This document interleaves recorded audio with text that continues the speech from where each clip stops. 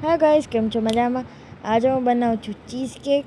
તમે જરૂરથી જોજો અને મારે સબસ્ક્રાઈબ કરજો મારી ચેનલને, બેલ આઇકનને ક્લિક કરો. જો આજે હું ચીઝ કેક બનાવું છું. તમે જોવો પહેલાં આપણે દૂધ ફાડી લીધું છે. તમે જરૂરથી દહીં જેવું લાગતું છે પણ દહીં નથી. હવે આ પનીર જેવું બની ગયું છે. તો આપણે પનીર એની ક્રીમ બનાવશું, એની મિક્સર બનશે. હવે આપણે જોઈએ ગરમ થાય છે પછી દૂધનું જોઈએ કેટલું બને છે. ગાઈસ, હવે મુસીબત એ જ થઈ કે જે આપણે સોચ્યું હતું. હવે જો આપણી પાસે આટલું જ પનીર છે તો હવે આપણે જઈએ છીએ શોપ પર ને શોપ પરથી લઈને આવશું ને પછી બનાવશું. તો હવે આપણે મળીએ શોપ પર. ગાઈસ, હવે હું શોપ પર જાઉં છું તો હું હમણાં બાઇક પર જ છું એટલે બાઇક પરથી આપણે ફટાકથી પહોંચી જઈશું. એટલે તો આપણે મળીએ બાઇક પર. અને તમે પહેલી વાત તો તમે હિન્દી ને ગુજરાતી મિક્સ જ થશે એટલે ચાલશે. તો મને કમેન્ટમાં જરૂરથી બતાવજો.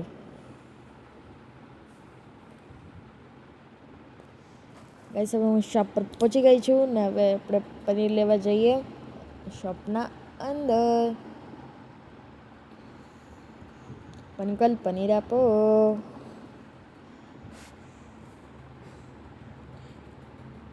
પનીર જોઈએ છે. અંકલ, પનીર આપો. પનીર તો જરૂરી જ છે. અચ્છા, પનીર જ જોઈએ છે. ના, અચ્છા પનીર જોઈએ છે. તો આપણે પનીર લઈએ પનીર પછી આપી દો ઘરે તમે. જઈએ. હા, મારી પાસે દુકાન. મારા માટે દુકાન ફ્રી.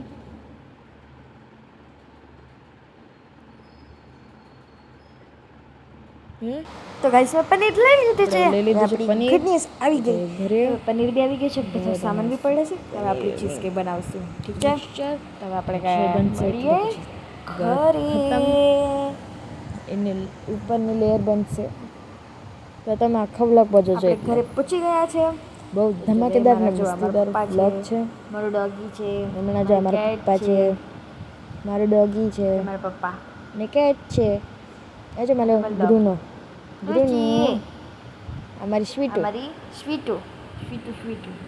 મારી બધી તમે કેટ્સ કેટ્સનું છે, કલેક્શન ડોગ્સ જો છે, તમે બધું છે. જરૂરથી બતાવજો. હવે આપણે આજે ઘરે પહોંચી અમારું ગયા છે. ઇન્વિટેશનની હવે જો દુકાન છે મારી દીદી હવે અંદર ગયા. અમારું ને ઘરમાં પાર્લર સલન બી છે ને દુકાન બી છે એટલે ઇન્વિટેશનની અમે બધું. ઘરે તો જ તમે ખોલ્યું છે તો જરૂર તમે આવજો, ઘરે અહીંયા વિઝિટ કરજો ઠીક છે. પ્લીઝ એન્ડ સપોર્ટ મી. હવે આપણે જોઈએ બધું આજે તમે સલોન ઇન્ગ્રેડિયન્ટ બતાવો. ચીઝ કેકનું બધું આજે બનાવશું. સલોન છે. તમે જે કરવા અહીં આવી શકો છો. મુંબઈ તો હવે જઈએ આપણે પનીર 932168 બનાવવાનું બધું કોલ ધીસ સામગ્રી નંબર. આજો. તો આજે મારી પાસે ઇન્ગ્રીડિયન્ટ છે એ જુઓ તમે. પહેલાં મારી પાસે મૂળનું એક દાલ કમ્પાઉન્ડ છે, મિલ્ક કમ્પાઉન્ડ ને ફ્રેશ ક્રીમ છે અમૂલની, ને અમૂલ બટર છે, ને બિસ્કોફ બીકની છે. તો હું યુઝ કરીશ બધામાં. તો તમે જરૂરથી જોજો, ઠીક છે? હું પહેલાં કરું છું આ બિસ્કિટને ગ્રાઇન્ડ કરશું પછી એનો પાવડર બની જશે. પહેલાં તો આ ખોલી લઉં. ખોલી હાશ.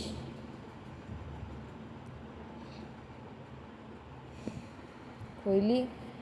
હવે ખોલી ગયા પછી આપણને એને ગરમ કરીને મિક્સરના ગ્રાઇન્ડમાં રાખી દઈશું. તો આજે આપણે ટુકડા કરીને રાખી દઈશું અને ધ્યાનથી કરશું આપણે. હવે જો આપણે આ બટર નાખશું પહેલાં.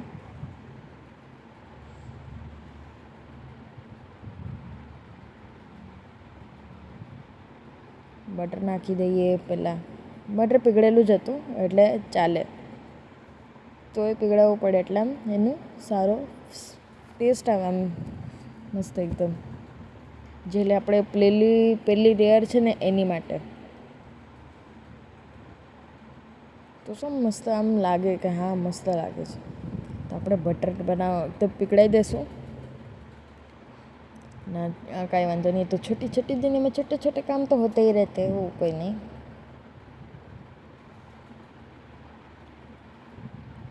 આપણે એને ગ્રાઇન્ડ કરી દઈશું. હમણાં મિક્સર પડત એ તો કાંઈ વાંધો नहीं. छोटी दुनिया में छोटे छोटे काम होते रहते. छोटा बच्चे से कभी कभी हो जाती है भूल. तो अभी चले हमें આપણે એને ગ્રાઇન્ડ કરી લઈએ. ને હા, તમે ગલતી લાગી હોય મારામાં તો કંઈક વાંધો નહીં, પ્લીઝ સપોર્ટ મી. તો હવે જો આપણી પાસે આ પાવડર બની ગયો છે. તો જુઓ, હવે આપણે પહેલી લેયર બનાવશું. એની પહેલાં આપણે બટર નાખી દઈએ એના ઉપર, એટલે લેયરનું એકદમ સેટ થઈ જાય. અને પછી આપણે રેફ્રિજરેટરમાં રાખી દઈશું, એટલે ફ્રીઝરમાં એનું ફ્રીઝ થઈ જશે એક લેયર. પછી બીજી લેયર નાખશું એટલે ફ્રીઝ થશે. પછી ત્રીજી લેયર નાખશું ને પછી ઓવરનાઇટ રાખીને પછી આપણે ખાવાનું.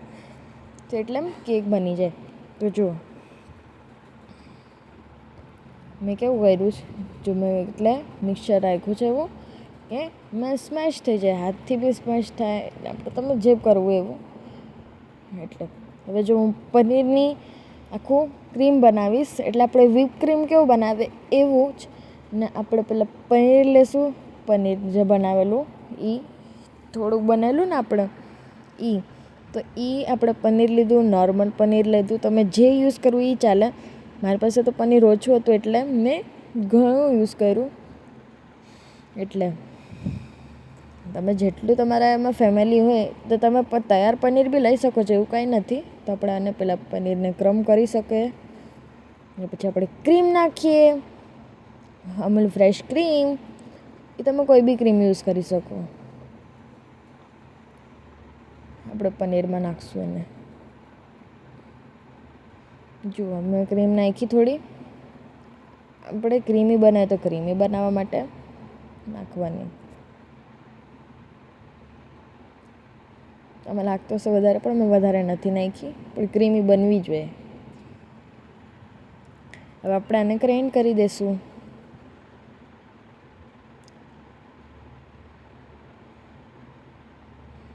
ગ્રાઇન્ડ થઈ જાય.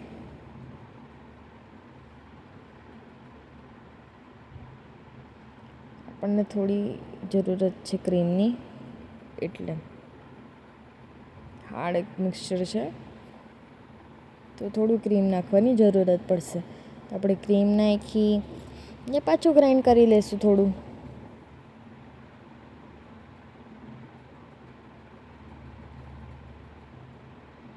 મિક્સર ચાલુ થઈ ગયું એમને કોઈ નહીં, કુછ હુઆ નહીં, બચ ગયા. આપણું મિક્સર બની ગયું. જો હવે આપણે સેકન્ડ લેયર બનાવીએ. આપણે રેફ્રિજરેટર કરી દીધું હતું, જે પહેલી લેયર હતી. હવે આ સેકન્ડ લેયરને આપણે ફ્રીઝ કરીશું. આજે હવે આ ક્રીમ જે બનેલી છે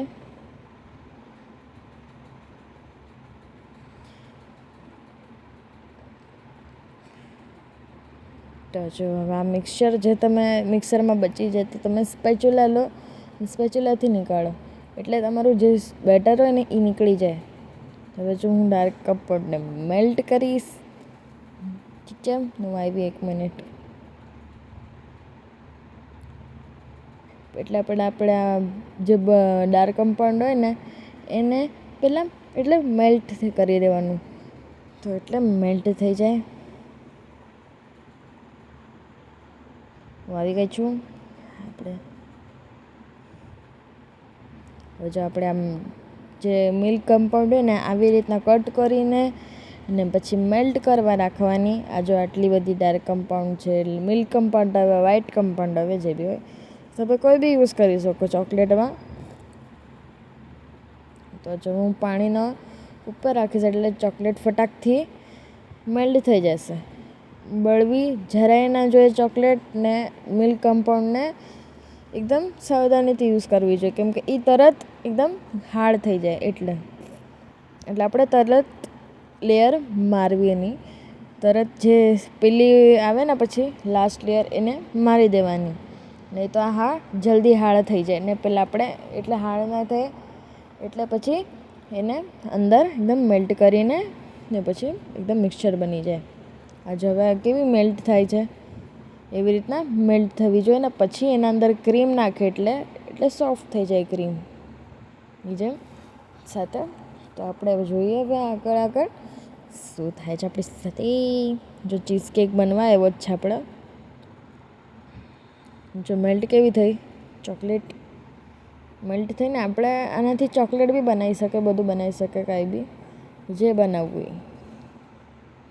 જો ફટાકથી મેલ્ટ થાય છે ચોકલેટ, તો આપણે એને જે આપણી લાસ્ટ લેયર છે એના ઉપર નાખી દઈશું.